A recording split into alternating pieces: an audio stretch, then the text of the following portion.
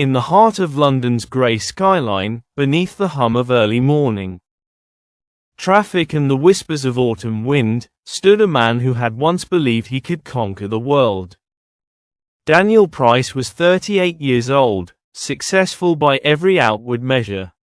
A partner at a prestigious law firm, owner of a penthouse in Kensington, and frequent guest at exclusive West End parties. But none of that could silence the echo in his mind. Is this it?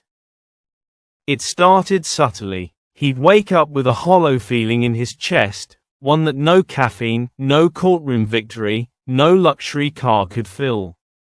He'd begun to notice how often he looked at his reflection in the morning, as if searching for someone he used to be. Someone buried under tailored suits and strategic smiles. His reflection was sharp, clean-shaven, confident. But his eyes were tired. Not from lack of sleep, but from years of chasing things that never mattered. The old photograph on his dresser caught his eye, him at 22, grinning with a backpack slung over his shoulder, standing at the edge of a cliff in Wales. That was before the job, before the firm, before the endless loop of working and winning and working more. "Where did that version of me go?" he murmured. The knock on the door came sharply. It was his assistant, Priya. "Dan, the car's downstairs. You've got the Bailey case in 40. He nodded, slipping into autopilot. The day unfolded like every other, polished, predictable, powerful. But his mind kept drifting. Later that evening, he stood at his window overlooking the city. London glittered with ambition, but to Daniel, it felt more like a cage with lights. He picked up his phone and scrolled through his contacts, stopping at one name, Maya Price, sister. They hadn't spoken in 5 years. Not since their father's funeral. Before he could lose his nerve, he tapped the screen. She answered on the third ring. "Daniel. Hi, Maya. I was wondering if you wanted to grab a coffee." A pause. Then, "Only if you're buying." He smiled, a real one, not the courtroom kind. Always. Maya lived in Brixton now, far from the gleaming towers Daniel was used to. Her world was slower, rougher, and more colorful. He found her sitting outside a small cafe, wearing a denim jacket and sipping tea like time hadn't touched her at all. "You look very Kensington," she said with a smirk as he sat down.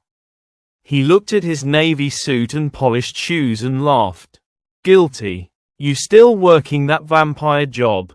"Still draining the living," he replied with a shrug. "But I've been thinking about stepping back." She raised an eyebrow. "Daniel Price, considering a sabbatical?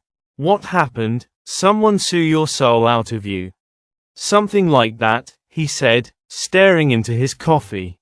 I feel like I've been running towards something for 15 years and I don't even know what it is anymore." Maya nodded slowly, her expression softening. "You remember when we used to go to Mum's allotment every weekend? You hated the mud. I pretended to hate it. But I loved it. The mess, the smell of tomatoes. The quiet." "Exactly," she said. "You weren't built for this steel and glass world. You always wanted something gentler, more honest." That struck a chord deep within him. He'd never spoken to anyone about how he felt lately. His colleagues would mock him. His friends would try to fix it with vacations or wine. But Maya listened without interrupting. That was her gift. He took a breath and leaned back. "Do you ever feel like you just became someone you were never supposed to be?" "All the time," she said without hesitation. "But that's the beauty of life, Dan. We can unbecome things too." The days that followed weren't dramatic. No sudden resignations, no fiery speeches in the boardroom. Just a slow unraveling. Daniel started declining social invites. He let his phone ring without answering. He walked to work instead of taking the car. noticing things he hadn't in years: a flower vendor on the corner, a boy learning to ride a bike, an old man playing the violin for coins. He found himself watching him, not with envy, but with longing. For simplicity, for truth. One morning, after yet another meeting filled with jargon and numbers and half smiles, Daniel excused himself. He stepped into the lift, went down to the street, and kept walking. He didn't stop until he reached Hyde Park. He sat on a bench for hours. That night, he wrote a letter, something he hadn't done in decades. Dear future me, if you're reading this and still working 70-hour weeks and missing life outside your window, then we failed. You wanted more than just money. You wanted meaning. Don't forget that. The next weekend, he visited Maya again. This time, he wore jeans. She nearly dropped her tea.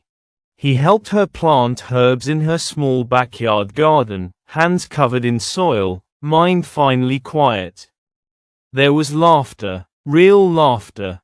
He helped her plant herbs in her small backyard garden, hands covered in soil, mind finally quiet.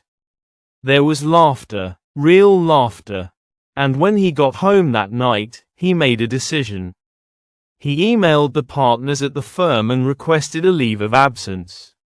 No reason given, no apologies. Then he booked a train to Wales, to the cliff where his younger self had once stood with wild dreams and muddy boots. The train to Pembrokeshire clattered through rolling green hills, winding past quiet towns and fields glowing in the late autumn sun. Daniel stared out the window, the city slowly peeling away behind him, replaced by stone cottages and grazing sheep. He hadn't visited since university. Back then, he and a group of friends had hiked along the cliffs, cooked over campfires, and spoken about life as if they had all the time in the world. He smiled, remembering a night when they danced in the rain, barefoot, soaked, free. His life now seemed like the ghost of someone else's dream. He arrived at a modest guest house by the sea, whitewashed walls, creaky floors, and the salty wind whispering through every crack. The elderly innkeeper, Mrs. Llewellyn, greeted him with warm tea and a knowing glance. "You've come to remember something," she said as he stepped into his room. He looked up. "How did you know?" "Because people like you don't come here for the weather, love." That night, Daniel slept without setting an alarm, without checking his emails, without nightmares. The next morning, he walked the cliffside path, the wind fierce and unfiltered. The Atlantic crashed below him, wild and alive. He reached the same rocky outcrop where he'd once stood at 22, arms outstretched, yelling into the wind, "I can do anything." Now, he just stood still. "I forgot," he whispered to himself. "I forgot who I was." A voice from behind startled him. "Don't worry, most people do. The trick is remembering again before it's too late." He turned to see a woman, mid-30s, in hiking boots and a thick jumper. Her dark hair was tied back, and her cheeks were flushed from the wind. She held a small sketchbook in her gloved hands. "Sorry, didn't mean to eavesdrop," she said with a grin. "It's all right," he replied. "Wasn't exactly a private moment." She sat on a nearby rock. "I'm Claire. You, Daniel." He hesitated, then added, "I used to come here when I was younger. Thought it might remind me of something." Claire smiled. "Well, whatever you're looking for, it's probably not lost. Just buried under everything you thought was more important." He chuckled. "You sound like my sister." "Smart woman," Claire said. They sat for a while in silence, the kind of silence that feels companionable, not awkward. Claire flipped through her sketchbook and showed him a drawing, the very cliff they sat on, with a lone figure at its edge. "You come here often?" Daniel asked. "I live nearby now. Gave up city life a few years ago." Moved here with nothing but a box of pencils and too many regrets. What made you leave? She stared out at the sea. I was a designer in Manchester. Big agency, big pay, zero happiness. One day I walked out in the middle of a meeting and never went back. Best decision I ever made. Daniel looked at her, genuinely intrigued. Aren't you afraid? I was, she admitted. Then I realized I was more afraid of never living at all. They met again the next morning. And the one after. Walks turned into coffees, coffees into long talks.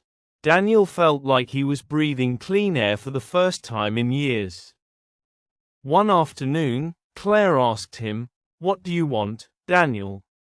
Not what your job wants. Not what the world expects. You." He thought for a long time. "I want to feel useful. But not in a corporate sense. I want to build something. Not argue in boardrooms. I want to help people. To make things grow." She smiled. Sounds like a man who needs a new kind of soil. That evening, Daniel found himself staring at a vacant piece of land near the edge of the village. Overgrown, unused, beautiful. It sparked something, a memory of Mum's allotment. Of muddy hands and tomato vines. Of joy that didn't come with an invoice. He reached into his pocket and pulled out his phone. For the first time in months, he called Maya. "I've got an idea," he said. "Oh no," she replied. "Last time you said that you bought a Porsche." He laughed. "This one's different. It's about growing things." "You, gardening, what happened to you?" "I met someone who reminded me what life looks like when you stop trying to win it." The letter Daniel sent to his firm was short and clear. "Dear partners, I'm grateful for everything this firm has given me. But it's time I return to something I lost a long time ago, myself. I resign effective immediately. Sincerely, Daniel Price." No explanations. No farewell drinks. Just a clean break. He sold his flat in Kensington. Donated half the clothes he owned. Closed his social media accounts. Every decision felt like pulling bricks off his chest, one at a time. Within weeks, he returned to the Welsh village. The land he'd eyed on the cliffside was indeed for sale, unused for years, neglected. With the sale of his flat, he had just enough to buy it and begin work. He called it the Turning Ground, a place to grow things and heal from the inside out. Claire offered to help design the space. She sketched little cabins and garden beds, benches made of driftwood, a reading hut, and a small open-air classroom. "You're really doing this," she said one morning as they marked fence lines. "I don't know what I'm doing," he replied, laughing. "But yes, I'm doing it." By spring, the first plots were tilled. Locals who'd once eyed him warily began stopping by to offer advice, seeds, and gossip. Retired farmers, school teachers, single mums, each bringing something of themselves. Daniel found joy in every shovel of dirt, every splash of rain. The transformation wasn't just on the land. It was in him. One day, as he planted a row of lavender, his old colleague Edward from London called. "Dan, what the hell are you doing?" Edward said. "Gardens. You were the top litigator in the firm. You walked away from everything."